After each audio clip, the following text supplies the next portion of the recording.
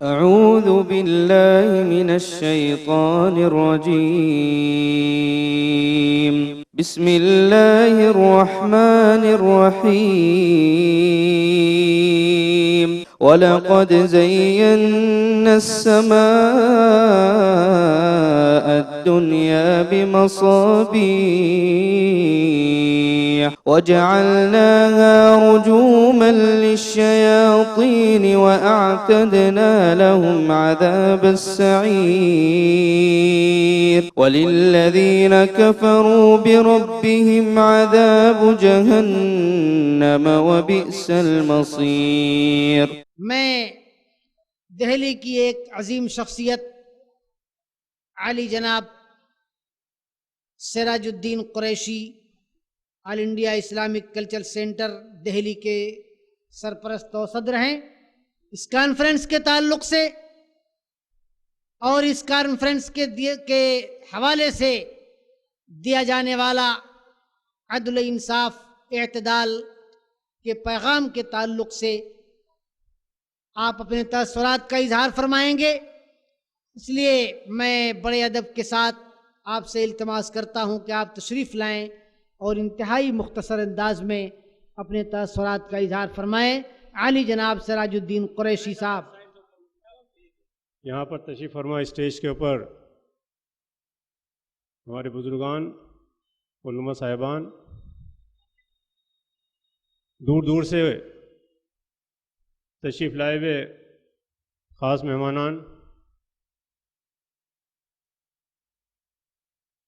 معزز حاضرین، السلام علیکم. مجھے حکم دیا گیا ہے حضرت نے کہ میں 2-4 لفظ بولوں. سب سے پہلے میں اصغر صاحب کو تہہ دل سے مبارکباد پیش کرتا ہوں کہ وہ ہمیشہ اس طرح کی کانفرنس کرتے رہتے ہیں، اور آج یہ 32ویں کانفرنس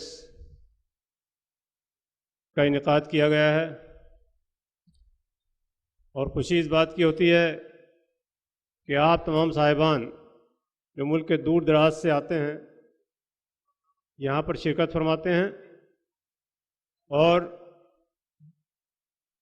امام صاحب کی ہمت افزائی کرتے ہیں. اس موقع پر امام مدینہ منورہ یہاں تشریف لائے ہیں. تھوڑی دیر میں وہ یہاں تشریف لائیں گے، آپ ان کو سماعت فرمائیں گے. آج ان کو 3-4 روز ہوگا یہاں پر آئے ہوئے، مسلسل وہ مصروف ہیں اور کسی نہ کسی پروگرام میں وہ تشریف لے جا رہے ہیں.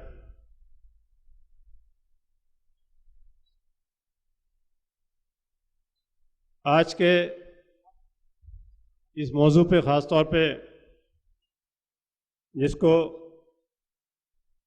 ماڈریشن کہا جا رہا ہے، میں بھی حضرت سے بات کر رہا تھا کہ عنوان بہت اچھا ہے. ہم لوگ اگر بیچ کا راستہ صحیح طریقے سے اپنائیں، یہ ایک آرتھوڈاکس اور ایک ماڈرن، اس کے بیچ کا راستہ ہے جس کو ہم لوگ اگر اپنائیں، میں سمجھتا ہوں کہ ہمارے بہت سارے مسائل حل ہو سکتے ہیں.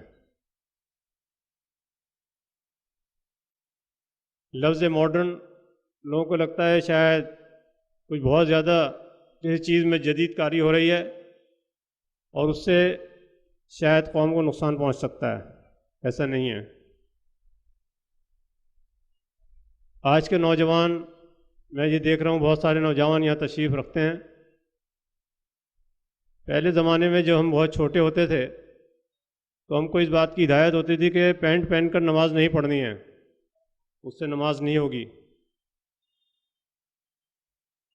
سر پہ جب تک آپ ٹوپی نہیں پہنیں گے تو نماز نہیں ہوگی. یہ سب باتیں ضروری ہیں، لیکن آپ ایک بچے کو جس نے پینٹ پہن لی اگر اس سے کہیں کہ نماز نہیں ہوگی تو وہ تو پھر کبھی نماز پڑھے گا ہی نہیں. تو یہی سوچے گا کہ مجھے پینٹ پہن کے نماز نہیں پڑھنی، اور مجھے تو پینٹ ہی پہننا ہے، میرا کپڑا پینٹ پہن کے اسکول میں بھی جانا ہے مجھے، اور مجھے پینٹ کے بغیر میرا گزارا نہیں ہے۔ اصل میں ہم لوگوں کو تھوڑا سا جو دقیانوسی چیزیں ہیں ان سے دور رہنا چاہیے۔ میرے یہاں بزرگان بیٹھے ہیں، علماء تشریف فرما ہیں، میں یہ نہیں کہتا کہ ہمیں بہت زیادہ ماڈرن ہو جانا چاہیے، لیکن کوئی ایسے راستے اختیار کرنے چاہیے جہاں ہمارے نوجوان خاص طور پر مذہب کی طرف راغب ہوں۔ معاف کیجیے گا، ہم نماز پڑھتے ہیں، ہم میں سے بہت لوگوں کو نماز کے بارے میں بہت زیادہ علم نہیں ہے، اس کے کیا اراکین ہیں، اس کے کیا ارکان ہیں، معاف کیجیے گا، لیکن ان سب کو اگر ہم لوگ غور سے دیکھیں بہت ضروری ہے۔ ہمارے امام صاحب خطبہ پڑھتے ہیں جمعہ کا، میں ہمیشہ یہ درخواست کرتا ہوں کہ بجائے اس کے کہ وہ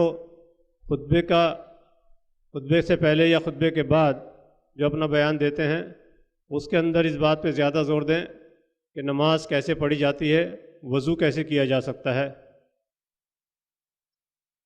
ابھی تک ہم لوگوں کو، بہت سارے لوگوں کو وضو کرنا نہیں آتا، خاص طور پہ ہماری نئی نسل کو۔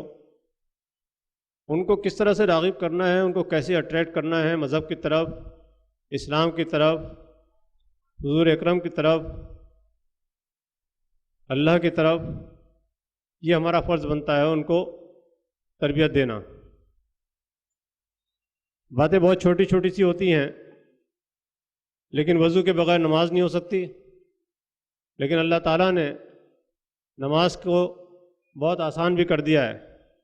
آپ میں سے بہت لوگ تشریف لائیں باہر سے، نماز جو ہے وہ ایک ساتھ آپ ظہر کی اور عصر کی نماز پڑھ سکتے ہیں، قصر نماز پڑھ سکتے ہیں، اسی طرح مغرب اور عشاء کی نماز ساتھ پڑھ سکتے ہیں۔ تو یہ تمام سہولتیں ہیں جو سفر کے اندر لوگ تشریف لے کر جاتے ہیں، ان کو یہ ساری سہولتیں مہیا کرا دی گئی ہیں۔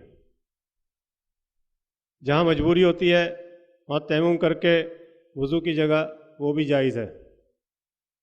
اس پر زیادہ روشنی تو ہمارے علماء ہی ڈال سکتے ہیں، لیکن بہت ساری چیزیں ہیں، جیسے بات آتی ہے اکنومی کی، بزنس کی، بزنس کرنا جائز ہے۔ ہمارے رسول اکرم نے بزنس کیا، اور انہوں نے خاص طور پہ بھیڑ بکریوں کا بزنس کیا۔ اس وقت وہ تجارت کی، تجارت کا پیسہ کمانا حلال ہے، اس لیے آپ دیکھتے ہیں کہ جتنی برکت جانوروں کے کاروبار کے اندر ہوتی ہے اس کا حساب لگانا مشکل ہے، کیونکہ اس کی ہر چیز سوائے خون کے یا ویسٹ کے ہر چیز جو ہے وہ حلال ہے۔ اسی طرح سے اگر حلال کمائی سے صحیح کاروبار کیے جائیں تو اس کے اندر برکت ہی برکت ہے۔ اللہ تعالیٰ نے فرمایا ہے کہ روزی کو ہمیشہ حلال کرو، حرام سے بچو۔ یہ چیزیں ہمارے ان بچوں کو سیکھنی بہت ضروری ہیں۔ آج ہمارے بچے کسی بھی ریسٹوران میں، ہوٹل میں جا کے کھانا کھاتے ہیں، ان کو اس بات کی ضرورت محسوس نہیں ہوتی کہ وہ یہ پوچھیں کہ میں جو میٹ کھا رہا ہوں وہ حلال ہے یا نہیں۔ اس کے اوپر ان کی تھوڑی سی کوچنگ ہونی چاہیے، ان کو بتایا جانا چاہیے، ان کے اندر اویئرنیس آنی چاہیے، یہ بہت ضروری ہے۔ میں اپنے علماء سے بھی درخواست کروں گا کہ اس پہ اچھے طریقے سے روشنی ڈالی جائے کہ حرام میں اور حلال میں کیا فرق ہے، ماڈریشن کیوں ہونا چاہیے، کس لیے ہونا چاہیے۔ اس کے لیے خاص طور پہ ہماری لڑکیوں کی تعلیم کے اندر بہت زیادہ پریشانیاں ہیں۔ ہم نے کچھ اسکول جو اردو میڈیم کے تھے ان کو تبدیل کیا انگریزی میڈیم کے اندر، تو والدین نے، لڑکیوں کی بات کر رہا ہوں میں، والدین نے اس کے اوپر بہت بڑا اعتراض کیا کہ آپ بچوں کو انگریزی کی تعلیم دلا رہے ہیں، شاید بچوں کو آپ خراب کرنے کی کوشش کر رہے ہیں۔ بچے جتنے تھے اسکول کے اندر تقریباً 600، جب ہم نے یہ شروع کیا اس میں سے تقریباً آدھے بچے والدین نے اٹھا لیے. آدھے بچے پڑھ رہے تھے، لیکن جب آدھے جو بچے پڑھ رہے تھے انہوں نے ایک ہی محلے کے تھے، انہوں نے جا کے بتایا کہ انگریزی پڑھنے سے کیا کیا ان کو فائدہ ہو رہا ہے. آپ یقین نہیں کریں گے، وہ 300 کے 300 بچے واپس آئے اور ان کے والدین واپس آئے، کیونکہ ان بچوں کو یہ نہیں معلوم تھا کہ انگریزی کا مطلب کیا ہوتا ہے اور انگریزی کیوں پڑھی جاتی ہے اور انگریزی آنے والے مستقبل میں کتنا ان کا فائدہ دے سکتی ہے.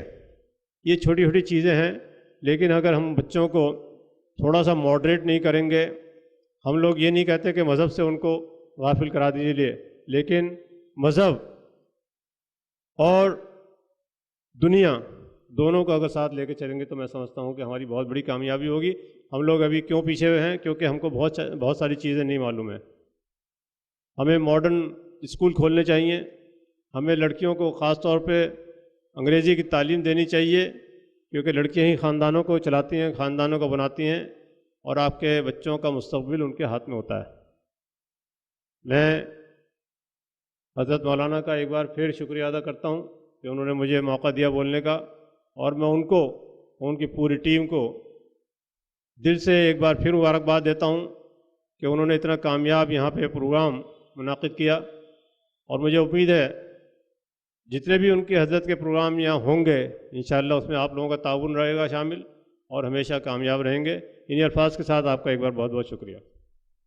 بہت بہت شکریہ عالی جناب سراج الدین قریشی صاحب. نوجوانوں کی تعلیم اور تعلیم کے ساتھ دینی معلومات کے تعلق سے اپنے تاثرات کا اظہار فرما رہے تھے.